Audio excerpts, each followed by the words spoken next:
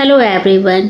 हमने पनीर तो बहुत बार ट्राई किए हैं, चलो कुछ अलग सा ट्राई किया जाए। तो आज मैं आप सभी के साथ टोफू की रेसिपी शेयर कर रही हूँ।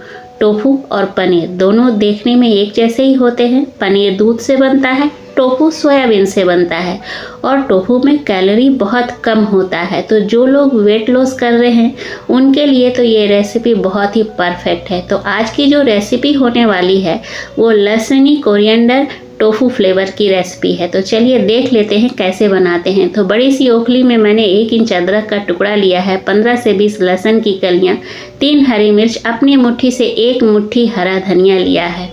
चूँकि ये लहसुनी कोरिएंडर फ्लेवर टोफू है तो लहसुन और हरी धनिया की क्वांटिटी ज़्यादा लगेगी। अब इसे हम दरदरा कूट लेंगे। मैंने यहाँ पे 3 हरी मिर्च लिया है।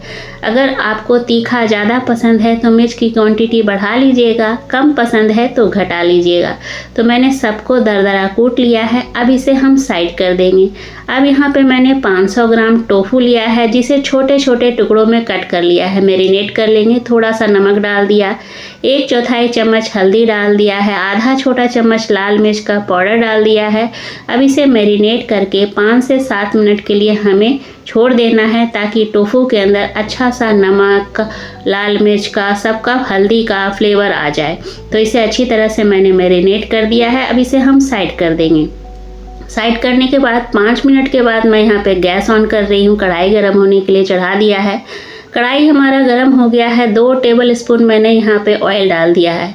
पहले ऑयल को अच्छी तरह से गर्म होने देंगे। जब ऑयल गर्म हो जाए तो यहाँ पे हमें टोफू को हल्का सा फ्राई कर लेना है।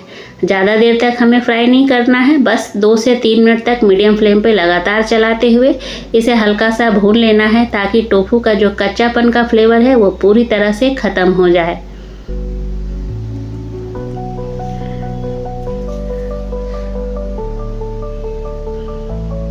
तो इस तरह से मैंने लगातार चलाते हुए 3 से 4 मिनट तक टोफू को भून लिया है। इसका कच्चापन ख़त्म हो गया है। तो अब इसे हम अलग बर्तन में निकाल लेंगे।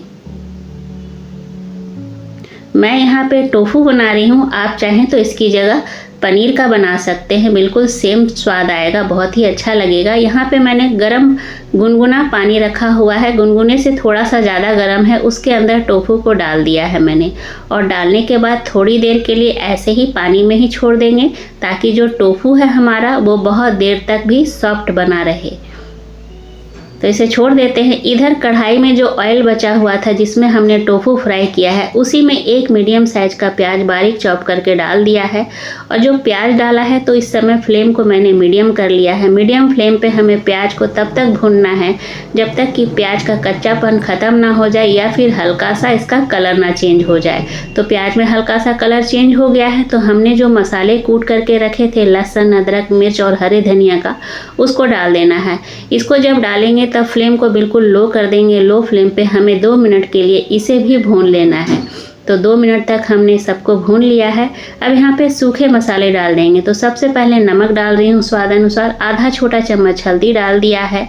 यहाँ पे 2 छोटा चम्मच धनिया पाउडर ले रही हूँ मैं यहाँ पे, और 1 छोटा चम्मच यहाँ पे सब्जी मसाला ले रही हूँ। आप कोई भी सब्जी मसाला ले सकते हैं।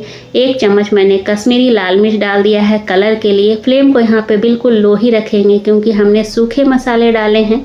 आप चाहें तो 1-2 चम्मच पानी भी डाल सकते हैं। मैंने यहाँ पे पानी नहीं डाला, बिना पानी डाले ही 2 मिनट तक लगातार चलाते हुए भून लिया है। अब यहाँ पे 4 चम्मच बिल्कुल फ्रेश दही लेंगे, खट्टी दही बिल्कुल नहीं लेंगे। 2 चम्मच मैं यहाँ पे फ्रेश मलाई ले रही हूँ। जो घर में दूध होती है उसके ऊपर जो मलाई जमती है वही मैंने लिया है। आप चाहे तो क्रीम भी ले सकते हैं।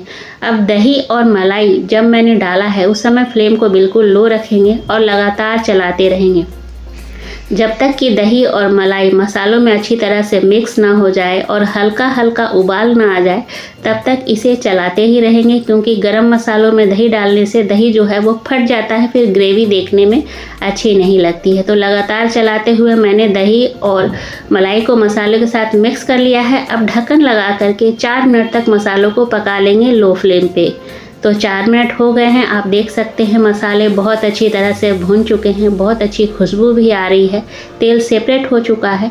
तो एक बार पहले मसालों को हम चला लेंगे और उसके बाद जिस पानी में हमने टोफू को फूलने के लिए दिया था, मतलब डाल करके रखा था सॉफ्ट होने के लिए, उसी पानी के सहित मैंने यहाँ पे टोफू को ग्रेवी मसालों में डाल दिया है। पानी में चूँकि फ्लेवर आ गया था, हल्दी, नमक और लाल मिर्च हमने टोफू में डाला था, इस वजह से वो पानी साफ था तो मैंने इसमें डाल दिया है। अब यहाँ पे सबसे लास्ट में 1/4 चम्मच गरम मसाला पाउडर डाल देंगे और 1 चम्मच कसूरी मेथी, जो कि मैंने हाथों से क्रश करके डाल दिया है। डालने के बाद एक बार चला लेंगे। बहुत ही आसान रेसिपी है ये, बेसिक मसालों से बनकर तैयार हो जाती है। चलाने के बाद ढक्कन लगा करके 5 मिनट के लिए मीडियम फ्लेम पे और पका लेंगे। तो 5 मिनट हो गए हैं, आप देख सकते हैं जो हमारा टोफू है वो बनके तैयार हो गया है। तो उतारने से पहले थोड़ा सा हरा धनिया डाल देंगे और यहाँ पे गैस फ्लेम को बंद कर देंगे और मिला लेंगे। अब इस लहसुनी धनिया टोफू फ्लेवर की सब्जी को आप रोटी, पराठा, पूड़ी, लच्छा, नान, जिसके साथ आप खाना चाहें उसके साथ खा सकते हैं। तो चलिए फटाफट से प्लेटिंग कर लेते हैं। तो मैंने यहाँ पे पराठा बनाया था, साथ में प्याज रख दिया है। अब यहाँ पे सब्जी को सर्व कर लेंगे। बहुत ही टेस्टी लगती है। जिनको वेट लॉस करना है और अच्छा खाना खाना है, आराम से ट्राई कर सकते हैं। बहुत ही अच्छा लगता है लहसुनी गार्लिक टोफू की रेसिपी। तो उम्मीद करती हूँ आज की रेसिपी आप लोग को अच्छी लगी होगी। अगर अच्छी लगे तो लाइक शेयर कीजिएगा। चैनल पे नए होंगे तो चैनल को प्लीज़ सब्सक्राइब कर लीजिएगा। बेल आइकन को भी प्रेस कर दीजिएगा ताकि आने वाली वीडियो की नोटिफिकेशन आपको सबसे पहले मिले। मिलती हूँ अगले रेसिपी में, तब तक के लिए बाय बाय।